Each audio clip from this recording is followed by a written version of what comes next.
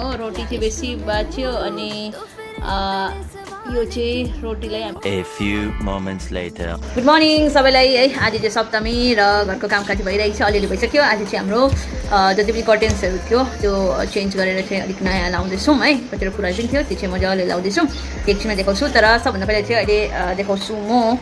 अहिले हामी ब्रेकफास्ट गर्नु आँटेको, हल्का काम सकेर। त्यस्तो पनि काम सकेको छैन, यो सस हो मियोनिज। र अहिलेको चाहिँ ब्रेकफास्टमा के छ देखाउँदैछु ल। राति चाहिँ रोटी बनाएको थिएँ हो, रोटी चाहिँ बेसी बाँच्यो अनि यो चाहिँ रोटीलाई हामीले तेलमा तताएको है, तेलमा गरेको।